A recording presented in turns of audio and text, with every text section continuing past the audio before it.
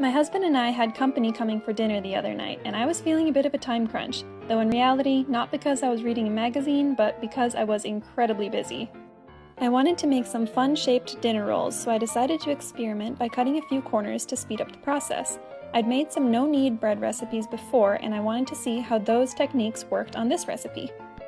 I combined all the ingredients up through the yeast according to the original instructions. Then I added my egg and my butter and 1½ cups of the flour, and I beat it with my hand mixer for 3 minutes. Next time I think I would try 5 because this does take the place of the kneading. I added the rest of the flour and mixed it with a spoon. Then I coated the ball of dough with a little bit of oil to make it easier to handle later, a step which probably could have been skipped in hindsight.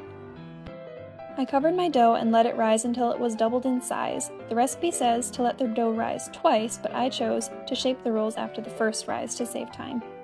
I rolled the dough out on a floured surface into a rough square that was about 12 inches in diameter and a little less than ½ an inch thick. I folded it in half and then cut it into 24 strips. I wound up making those little offcuts into dinner rolls as well. I'm not 100% sure that I interpreted the instructions for the snail shape correctly, but I still think they turned out cute. Cutting corners isn't something I typically recommend when bread making, and I have no doubt that the texture would have been better if I had properly kneaded the dough, but they still turned out quite tasty.